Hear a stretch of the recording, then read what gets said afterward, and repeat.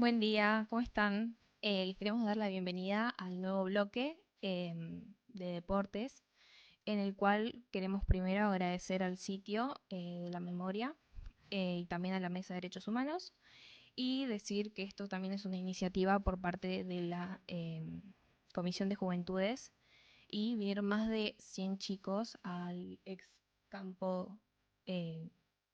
eh, campo de la Ribera, ex centro clandestino, el campo de la Ribera.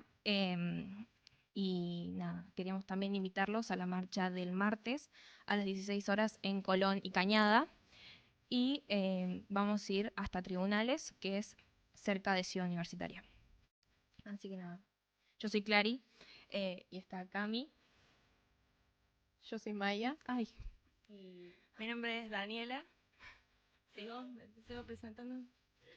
Yo soy Daniela Moreno, soy coordinadora de la Comisión de Deportes de la Mesa de Trabajo por los Derechos Humanos. Y bueno, esa es la presentación. Yo soy ingresante de la Facultad de Comunicación y vamos a abordar los temas del 1978 y cómo tuvo lugar en ese momento el contexto político en relación con el Mundial. Para tener un poquito más en contexto, el Mundial del 78 se planificó 13 años antes y 2 años antes del 78 se decidió hacer una comisión en la cual habían bueno, irregularidades, como en la mayoría, como General Lacoste, que básicamente hubo un uso de los fondos totalmente eh, malos, por así decirlo. No, por así decirlo, no. Fueron usos malos, en los cuales el 50, o sea, 50.000 millones, no, 500 millones de dólares se utilizaron y eran totalmente, o sea, no se sabe dónde quedó esa plata y como para dar un poco más de contexto. Sí, se utilizó mucho dinero en esa época destinado a la construcción de estadios que prometieron y bueno, no, obviamente no se pudo cumplir porque no contaban con las condiciones, cosa que después en otros países como por ejemplo España hicieron con menos cantidad de dinero el doble de estadio con el doble de calidad que hoy en día podemos ver, o sea que básicamente hubo una destinación de dinero muy mala y distribución de dinero también que hasta hoy en día no se sabe. Eh, bueno, después podemos hablar de las fake news, muy importante también el rol del periodista en ese momento, de los comunicadores, cómo, cómo se utilizaba o se podría decir abuso de poder en tenencia de información y que, que nada, que se malinformaba a la gente o bueno, o usaban ese poder que tenían con los comunicadores, los Sí, periodistas y para... lo que más sabemos de lo que es los movimientos de abuelas de Plaza de Mayo es gracias a todos esos periodistas extranjeros que vinieron especialmente a cubrir el Mundial del 78 y que por cartas o por mediante argentinos exiliados en distintos países vieron esas irregularidades que estaban pasando dentro del país y terminaron yendo a grabar lo que estaban, a hablar con las abuelas de Plaza de Mayo y a mostrarle al mundo en general que lo que estaba pasando era totalmente horrible. Había millones de personas desaparecidas que estaban siendo torturadas literalmente a 3 kilómetros de lo que es el Estadio Monumental, que es donde se encuentra la ESMA, ex ESMA, y cómo también usaban los partidos o los goles o distintas distracciones para hacer los que se para distraer a denominaron la gente. para distraer a la gente y también para sacar esos famosos vuelos de la muerte. Se usaba tipo todo eso como cortina para tapar lo que realmente estaba pasando en la Argentina. Sí. Eh, bueno, esto es como destacar el rol de los periodistas extranjeros Mm. es muy importante. También se hicieron como en Francia, se quiso hacer como un boicot contra el Mundial del 78 y varios deportistas extranjeros decidieron no venir y estaban como demasiado presionados, como hasta recibieron amenazas que o sea, años después se pudieron dar a luz. Y también como esta forma de verse que La querían, doble realidad claro, que o sea, crearon. y también como Videla, es muy no sé si gracioso, pero cómo se ponía él en el medio, literalmente, y los otros lo miraban, los otros militares le hacían como un círculo para que el enfoque vaya directamente a él, como él quería ser el mayor y dejando de lado lo que era el deporte. Y Millones de Hola, ¿qué personas tal? que vivían el torneo con entusiasmo y pasaron eh, eh, a saber que dentro de eso había muchas torturas a personas y nada. Me meto desde los controles, no se ve mi cámara, mi cara, pero bueno. Eh, Hay mucho de esto de lo que vienen nombrando, de tanto que lo filmen a él o que hagan todo un círculo para que él sea el protagonista, así como los partidos dándole importancia y demás, que no solamente viene de una intención de que la gente esté distraída y no se dé cuenta de lo que pasa a su alrededor, porque tampoco es que pasaba a su alrededor del todo, era a su alrededor, pero dentro de la clandestinidad, con un aparato del Estado dispuesto también para que eso pase medianamente en secreto. Pero sí, me parece importante recalcar que todo este circo de hacer cosas que llamen la atención no es solamente para distraer a la gente, sino también para posicionar políticamente y socialmente a quienes conformaban en ese momento la Junta Militar como unos buenos tipos. Hay montones de notas por dentro y por fuera de lo deportivo que podemos retomar. Muchas notas del plano de la tele, de lo gráfico, hablando de lo buen tipo que era tal, lo buen marido que era Videla, cuánto le sale el kilo de pan a la señora de Videla. Obvio. Hay una nota así, de Grondona, y tiene mucho que ver no solamente esto de, bueno, buscar que la gente mire para otro lado, sino también que ese otro lado sea quien en ese momento ocupaba el sillón de Rivadavia como una, entre comillas, entre muchísimas comillas, buena persona que le estaba haciendo un gran favor a su país. sí, totalmente. También yendo más a lo social, había en los festejos de lo que fue cuando sale Argentina campeón, como él literalmente es el que va y entrega la copa y se muestra como el ganador, como si fuese de él, o sea, el trofeo.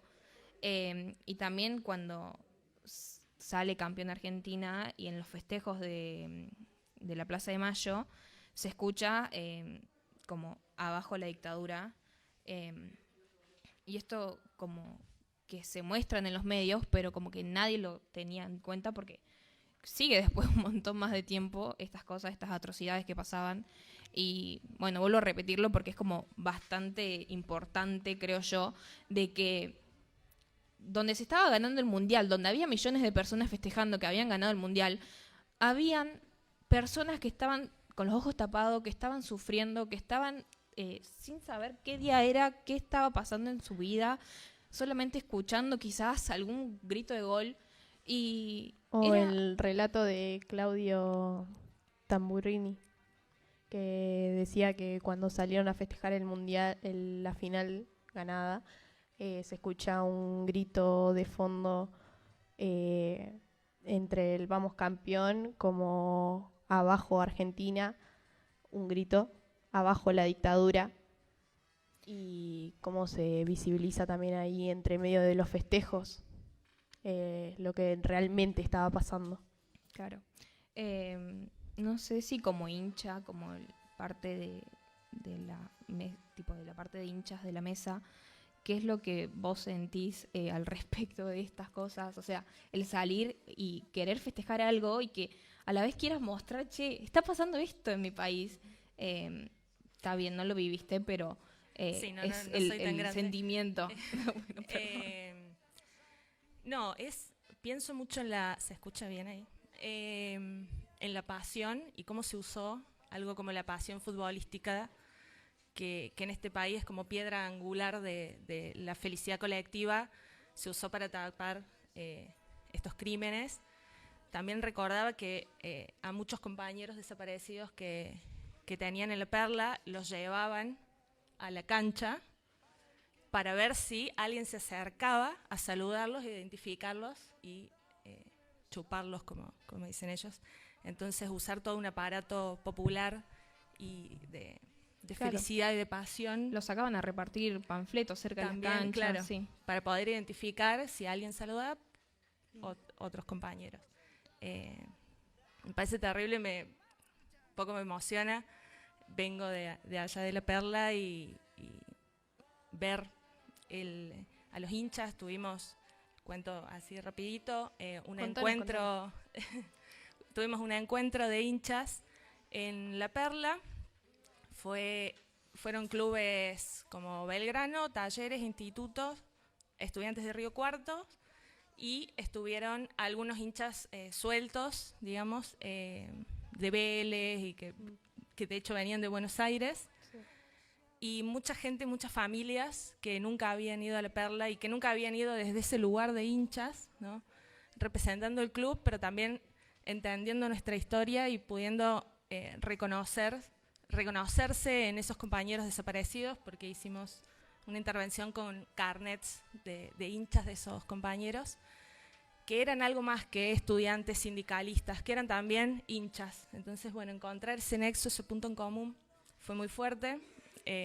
Se contaron muchas historias, por eso estoy como recuerdo y me pongo un poco conmocionada, pero nos parece muy importante desde la Comisión de Deportes, desde la mesa, poder articular con los clubes, poder hacer memoria desde las tribunas y no aislar al deporte de este hecho que sucedió hace 50 años y que esperemos que nunca más suceda.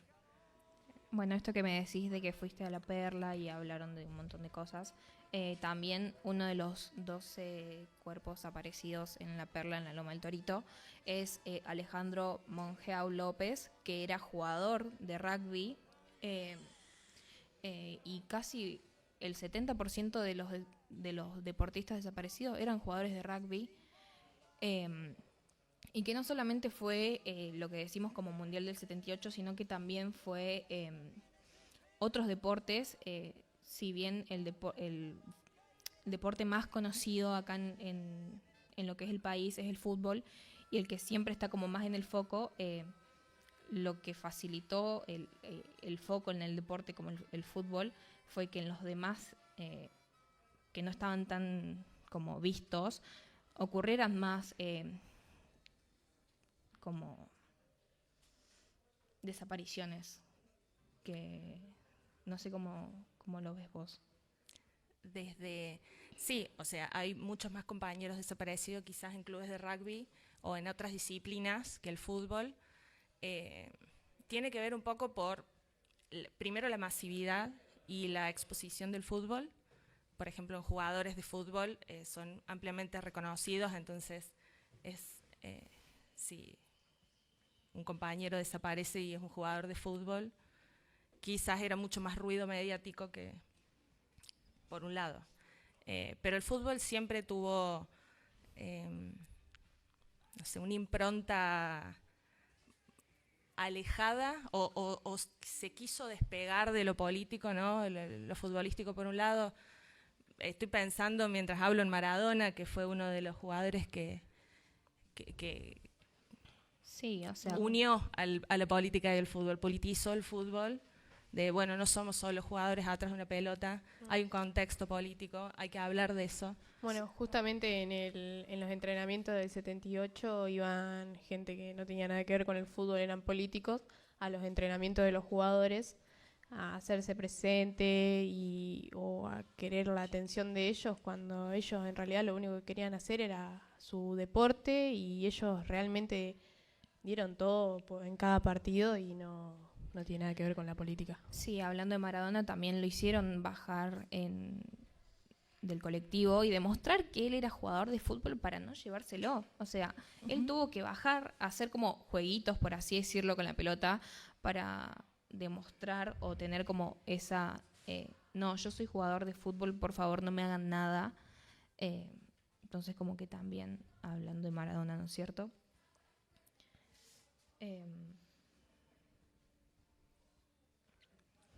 También, bueno, una de las personas más que más nombramos cuando se habla de dictadura es Rodolfo Walsh, nacido en Lamarque, lo digo porque soy de ahí cerquita, que él también era deportista, él también cuenta como uno de los deportistas desaparecidos, porque él hacía ajedrez en el Club de Estudiantes de La Plata.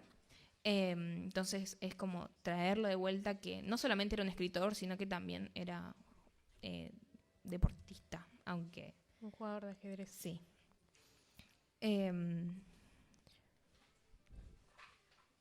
Bueno, también está bueno nombrar a una de las estrellas del fútbol sueco en la década del 70, que reveló que fue secuestrado e interrogado por militares argentinos durante la disputa del Mundial del 78. Él es Ralf Edström, no sé cómo se pronuncia su apellido. Y él era un delantero sueco. Había salido una noche a dar un paseo antes del partido de grupo contra Austria, y cuando se le acercaron dos hombres armados y lo obligaron a acompañarlos a un lugar donde lo esperaba quien sospecha era un funcionario militar. También queremos traer a colación que una de las personas también desaparecidas fue Silvina Parodi, que fue apresada en 1976 a sus 20 años. Ella era campeona de natación acá en Córdoba, si no me equivoco, sí. Que es hija de Sonia Torres, así que también quiero hacerles una pregunta a ustedes. Qué es lo que piensan, y quizás también abro un poquito más para el público que está atrás. ¿Cómo ustedes creen que fue posible que en un país que funcionaran centros clandestinos de detención como es la ESMA, y la gente saliera así a festejar tan el campeonato como si nada? O sea, ¿qué es lo que ustedes piensan por ahí? Les abro primero a la mesa. Y la verdad que los argentinos somos muy, no sé, muy pasionales con lo que es lo de los deportes, de todos en realidad. Bueno, se destaca mucho más el fútbol, pero a la hora de estar todos juntos por algo a lo que queremos llegar, se nota, se moviliza toda la gente, todos los hinchas, y pase lo que pase, quedó demostrado que el amor de la gente y el acompañamiento hacia los deportistas que luchan por lograr nada más y nada menos que una Copa Mundial los mueve, y por eso cuando salimos campeón se salió a festejar. Yo creo que fue posible por varios factores. Primero, había muchos de la sociedad civil, medios de comunicación, tapando los horrores que sucedían en los centros clandestinos. Pero también creo que hubo mucha complicidad de gran parte de la sociedad civil que salía a festejar, y hubo en otra parte miedo, ¿no? de festejar, de ser identificados, claro. Entonces me parece que si se festejó, es también algo particular sobre la alegría popular, ¿no? quizás estar viviendo un contexto de incertidumbre, de miedo, de violencia, y de repente, bueno, una alegría popular quizás nos pasó, de hecho, con el último mundial, y capaz, digo, no es la misma situación, pero una situación económica que nos afecta a todos, y de repente ganar otra copa hizo que, aunque sea por un momento, No nos seamos... importe nada. Nos olvidamos Claro, de un poco de las entonces cosas me que parece están pasando. que operan varias cuestiones en eso. Exacto. Sí, opino lo mismo. Ahí te queremos escuchar, Martín. Ahora sí. Yo coincido con lo de la alegría popular. Creo que cuando se analiza el golpe de Estado del 76, siempre es como que muy complejo y tiene muchas aristas, entre ellas la económica y la social, y con un plan tan macabro económicamente, entre otras cosas, calculo que la gente la estaba pasando también muy mal, y una alegría como salir campeón del mundo hizo que la gente saliera a festejar. Después empezaron a hacer muchísimas preguntas que en su momento no se habían hecho, como lo del 6-0 a Perú, qué pasó, qué onda con los campeones, si estaban alejados o no de las causas sociales, si estaban a favor o en contra del golpe. Todas son preguntas, pero que se hicieron después, con el diario del lunes, como se dice, y que en un contexto tan terrible para la gente en general, fue como una alegría más, y una alegría muy importante, por más de que, bueno, todo esto estaba pasando también, o sea, lo que habían nombrado, de los vuelos de la muerte cuando estaban los goles de la selección. Fue un mundial armado para que no saliera de Buenos Aires, justamente tenía estas características. Argentina no puede lograr eso, empate y se termina yendo un partido a Santa Fe que no tenía que pasar. Es como una falla en el medio que hubo en el armado, porque querían que fuera todo de corrido en el Monumental, justamente porque ahí estaban funcionando los mayores centros clandestinos de detención. Entonces, creo que con las alegrías populares suelen ser a veces sanadores un poco de lo que pasa a la gente socialmente en su día a día, y bueno, después nos enteramos también todo este contexto de fondo que bueno, hace y cree el debate del 78, sobre todo de los campeones del 78. Que se pone muy en telejuicio ese mundial siempre. Se pone en telejuicio ese mundial, pero bueno, yo creo que es una lectura del diario del lunes con lo específico del campeonato, que en el momento fue un sanador social para todo lo que estaba viviendo la Argentina, sobre todo en los primeros años de la dictadura. Sí, y también que fue la primera Copa del Mundo de Argentina. Que fue el único hasta el momento hasta 2030 que se jugó en Argentina también. Fue el único mundial. Un poco siguiendo la línea de lo que... Hola, soy Sofi, a la gente del vivo. Perdón. Y recién era Tincho, por si se lo preguntaban. Un poco siguiendo la línea de lo que nos comentaba el Martín, creo que es súper clave también tener en consideración el contexto de un poco lo que veníamos charlando recién en las actividades, para la gente que nos esté escuchando. Acá los chicos y la organización de la mesa se pensaron ciertas actividades para que pudiéramos compartir entre los jóvenes y también ir un poco descenebrando, por así decir, cómo se configuró el terrorismo de Estado y cómo operó.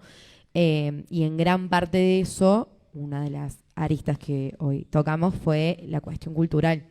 Era tanto lo que estaba suprimido, lo que estaba prohibido en cuanto a música, en cuanto a libros, en cuanto a placeres, que también es un poco ponerse en los zapatos, creo yo, de quienes fueron argentinos y argentinas de aquel entonces, y decir como, bueno, al menos hay una alegría, una pasión muy propia del pueblo de nuestro país, que todavía no está prohibida, que no está silenciada, y también ponerlo un poco como en ese contexto. Y me parece súper clave lo que por ahí la Mai al principio destacaba del testimonio de Claudio Tamburrini, que es un hincha que cuenta cuáles eran las contradicciones que tenía él el día de que se jugó la final y qué sentía en el momento que Argentina gana y sus viejos le dicen, tipo, hay que salir a festejar al obelisco porque es lo que hay que salir a hacer. Y un poco esto de pensar, bueno, pero si alguien me ve, me agarra, pero también simultáneamente, ¿qué voy a salir a festejar en este contexto? El miedo constante. Sí, y también hacerse hasta esa pregunta ética y moral. Nada, es un poco lo que él cuenta es que tenía que ver con bueno, capaz que al principio con ciertas intrigas, ciertos miedos, un poco por impulso, porque también nos repasa eso en general. Perdón, había desconectado la música sin querer. Nos pasa un poco eso en general, que por ahí en esas instancias de euforia o cuando pasa algo que tal vez no esperamos, como que medio que todos seguimos la corriente. Y él se encuentra en el medio de los festejos en esa situación de pensar como que estamos festejando, o sea, como alguien está más o menos cayendo en la realidad de lo que está pasando, simultáneamente pensando como en toda esta cuestión de que la prensa internacional en Argentina fue una oportunidad también para que abuelas y madres de Plaza de Mayo pudieran exponer lo que se venía pasando, que intervinieran comisiones por los derechos humanos, y en medio de toda esa vorágine de pensamientos que estoy intentando un poco citar, él es que escucha este grito de arriba Argentina, abajo la dictadura, abajo los militares, y es como, no es que estamos todos tipo en un delirio colectivo, esto se está empezando a visibilizar, de esto se está empezando a hablar, y nos podemos hermanar en una alegría y desde ahí encontrarnos para construir otra cosa, para reclamar desde otro lado, para visibilizar desde otro lado, y nada, eso un poco pensaba en base a la pregunta de nada, de esto de decir, bueno, el Mundial en parte fue un quiebre, digamos, de ahí para adelante, para definitivamente terminar de corroer lo que fue el régimen y el proceso de los militares. Hay una parte de un párrafo que es el cierre ya del testimonio de él, que si me permiten Sí, voy a obvio. leer un parrafito muy cortito. Dice, esa noche, a fines de junio de 1978, sentí que era de nuevo un ciudadano pleno de mi país y el mundo. Festejé también convencido la victoria del equipo nacional y sentí que todos juntos habíamos iniciado ahora el camino hacia el final. Tal cual. Bueno, perdón, quería hacer una pausa, porque nos emocionamos una banda y me encanta, pero tenemos a Dani en la mesa, que es parte de la Comisión de Derechos Humanos y en la parte de deportes dentro de la mesa, así que si te querés presentar y contarnos un poco más, así no pasa desapercibido, que me parece súper clave. Bueno, me vuelvo a presentar. Mi nombre es Dani Moreno, soy coordinadora de deportes, de la Comisión de Deportes de la Mesa. Una comisión relativamente nueva que nos encuentra a los hinchas porque hay varias como organizaciones, no coordinadora de hinchas, como dando vueltas, pero bueno, de repente la mesa nos encuentra en un objetivo común que tiene que ver con los derechos humanos y el deporte. En este momento tenemos varias actividades respecto a recuperar las identidades de los compañeros desaparecidos y cada club les da un carnet de socio con el número 30.000 y se los entrega a las familias como una especie de mimo, de reconocimiento también institucional por parte de los clubes. Y bueno, en ese trabajo estamos un poco en este momento.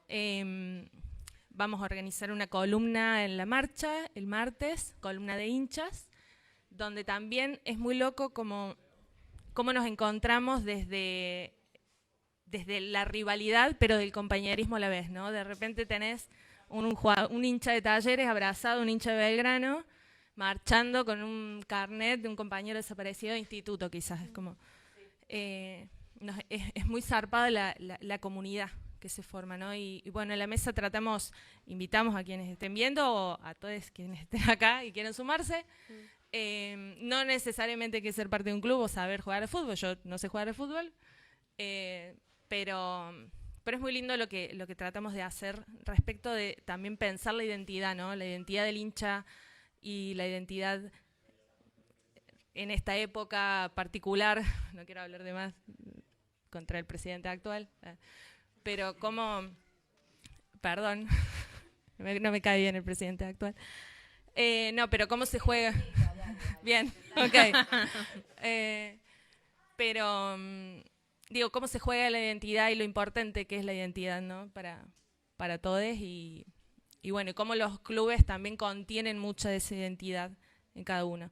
Entonces, la verdad que es un laburazo el que estamos tratando de hacer, de recuperar, porque información hay muy poca sobre los compañeros desaparecidos, porque se encargaban de borrar, hasta si eran socios de los clubes, se encargaban de borrar los archivos de que eran socios de los clubes, entonces muchas de las identificaciones pasan por familiares sí, mi tío era socio de Belgrano, de Talleres.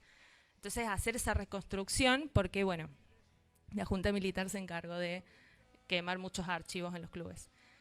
Y hoy contaba un poco recién, estuvimos en La Perla, en un encuentro muy lindo, donde muchas de las personas que participaron, hinchas de los clubes, al menos que están en primera, fue la primera vez, fue histórico porque es la primera vez que los clubes primero invitaron como instituciones, o sea, no solo los hinchas, sino la institución invitó a La Perla. La idea es seguir haciéndolo otros años y ampliarlo. También en este marco del Mundial de este año, ¿no? Sí. Yo no sé en qué año vivo. Poder también hablar de fútbol e identidad en Córdoba. Así que eso es un poco el trabajo que estamos haciendo en este momento. Con más ideas, pero no sé si puedo decirlas. Me van a matar en la comisión. No, mentira. Pero nada, fue muy emocionante ver hoy a gente que decía es la primera vez que vengo a La Perla o ¿Cuántos no. son más o menos de integrantes ya ¿En la comisión? en la comisión? Como 20, no sé. Somos bastantes, muy diversas edades, la verdad. Como hay gente de capaz 20 años y hay gente de 70. Eso también, la cuestión intergeneracional de la comisión hace que se nutra mucho las Sea más discusiones abierto. y claro, vamos aprendiendo unos de otros Qué bueno. y se va también transmitiendo algo, ¿no? de la pasión de la identidad intergeneracionalmente. Escuchar, no sé, yo tengo un compañero de instituto que tiene como 60 y pico, casi 70 años y escuchar las cosas que te cuenta de esa época y cómo se vivía es como tienen importancia vital para quienes somos un poco más jóvenes, de poder seguir transmitiendo ese legado de pasión y de fútbol. Bueno, queríamos de vuelta agradecer a la mesa y a la Comisión de Juventudes por el espacio y agradecerles a ustedes también, chicas, y a los chicos que están detrás por toda la producción que estamos haciendo, que están haciendo. Estamos haciendo.